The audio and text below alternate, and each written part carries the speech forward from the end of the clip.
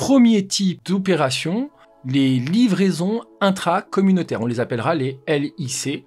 Donc, livraison intracommunautaire. Vous avez un principe lorsque vous faites une livraison intracommunautaire, c'est qu'on pourra exonérer la livraison si certaines conditions sont respectées. Il faut les connaître. Première condition, la livraison est réalisée à titre onéreux. Deuxième condition, le vendeur est assujetti à la TVA française. C'est quelqu'un qui a un compte sur lequel on fait la déclaration de TVA, donc il est bien assujetti et il réalise bien des déclarations de TVA. Troisième condition, l'acquéreur est un assujetti à la TVA dans l'État membre concerné, puisque je suis en train de vendre au sein de l'Union européenne, donc l'acquéreur, lui, est un assujetti et il a bien un numéro fiscal finalement. Elle est remplie cette condition avec un élément qui est très important, c'est la communication du numéro d'identification de TVA. Donc il est transmis au vendeur, c'est-à-dire nous, qui sommes français et qui le vendons au sein de l'Union européenne, on doit nous communiquer le numéro d'identification de TVA, ce qui prouve que l'acquéreur est un assujetti et on pourra donc profiter de cette exonération. Et enfin, le bien doit être transporté hors de France, il ne doit pas rester sur le territoire, il doit bien sûr quitter le territoire français. La livraison intracom est bien sûr exonérée à partir du moment où on a respecté les conditions. L'acheteur va donc supporter, quant à lui, la TVA dans l'état d'arrivée. Donc c'est lui qui supportera la TVA, et c'est ça donc le principe, c'est l'acheteur qui se chargera de la TVA dans son état à lui, principe finalement que vous avez au sein de l'Union européenne, s'il a bien communiqué le numéro d'identification de TVA. Et donc c'est à lui d'auto-liquider, l'acheteur, d'auto-liquider la TVA lors de la réception du bien ou du transfert du bien. Quelques exceptions à l'exonération des opérations de transfert de biens. Les biens qui sont utilisés temporairement dans l'autre État, puisqu'on fait par exemple une réparation ou quoi que ce soit et ça revient dans l'État. Les biens destinés à une expertise ou à des travaux sous condition de retour du bien en France. Et les biens destinés à être montés ou installés par l'entreprise vendeuse dans l'État membre. Donc, ça, ce sont des exceptions à l'exonération et il devrait y avoir la TVA. Vous l'avez compris aussi, si on ne respecte pas les conditions, eh bien on vendra en livraison intracom, mais on vendra comme si on avait vendu à un client français. Donc on soumettra la vente à une TVA. Il faut bien comprendre que si les conditions que nous avons vues juste au-dessus, notamment le numéro de TVA intracom, la communication de ce numéro, eh bien on va devoir fiscaliser et soumettre à la TVA la vente. Sinon, on n'a pas respecté ces conditions, le bien ou la vente sera soumise à TVA française et donc le client paiera la TVA française. Dirigeons-nous sur le cas exemple 2, livraison intracom. La SAS Sushitech expédie un ordinateur à une société située en Pologne. Les numéros d'identification intracommunautaire ont été échangés. Quel est le régime de TVA qui va être applicable? Alors je vous rappelle que normalement, vous devez répondre avec, en principe, je cite la règle, en l'espèce, l'application au cas. Donc on y va sur ce cas-là, puisque en principe, les livraisons intracommunautaires concernant les opérations réalisées entre sociétés françaises et sociétés appartenant à l'UE sont exonérées de TVA si les numéros d'identification ont été échangés. Ça, c'est le premier élément à définir. Donc on donne le principe, puis on applique au cas. En l'espèce, la Pologne est un pays qui appartient à l'Union européenne. L'opération réalisée par la SAS Sushitech est donc exonérée de TVA. Et voilà, nous avons réalisé le cas et on n'a plus rien à faire.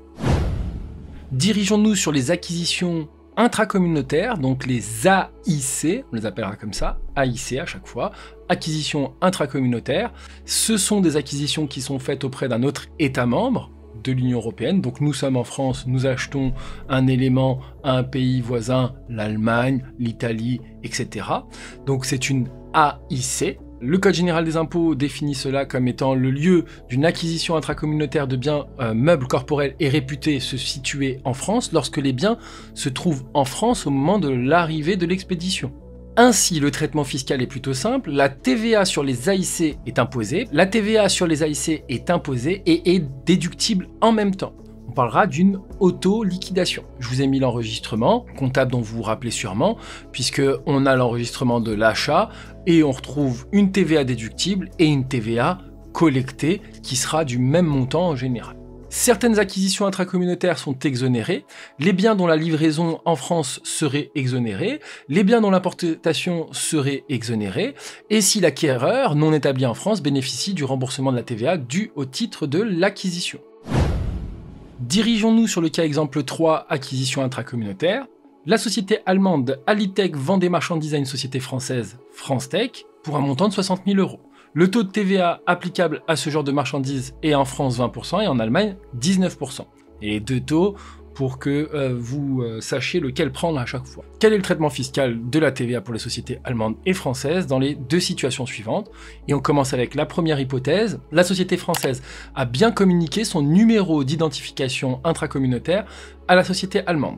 On y va, donc on commence avec le « en principe », on définit la règle. En principe, les acquisitions intracommunautaires concernant les opérations réalisées entre sociétés françaises et sociétés appartenant à l'Union européenne sont auto-liquidées de TVA. Si et seulement si les numéros d'identification intracommunautaire ont été échangés.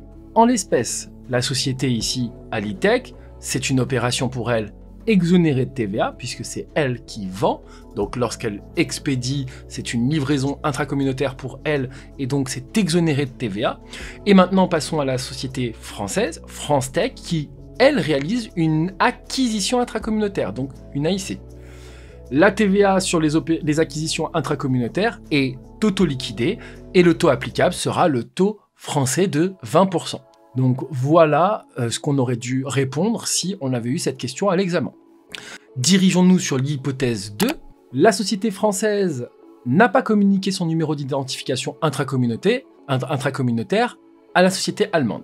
On commence avec le « en principe » qui sera toujours le même. Les acquisitions intracommunautaires concernant les opérations qui sont réalisées entre sociétés françaises et sociétés appartenant à l'Union européenne sont auto-liquidées de TVA si et seulement si les numéros d'identification intracommunautaire ont été échangés.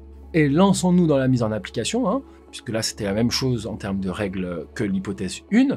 En l'espèce, la société Alitech, c'est une opération qui va être soumise à la TVA allemande, donc au taux allemand, puisqu'on n'a pas communiqué les numéros d'identification intracommunautaire. Donc pour elle qui vend, eh bien c'est soumis à TVA, donc elle va ajouter une TVA de 19%. Pour la société France-Tech, elle devra donc payer un montant TTC, comprendra la TVA, donc on avait 60 000 € hors taxe, auquel on ajoute les 19%, ce qui fait un montant TTC de 71 400 €, et en plus, la TVA ne sera pas récupérable. Elle ne pourra pas déduire cette TVA, donc c'est perdu. C'est comme si elle l'avait acheté à 71 400 totalement.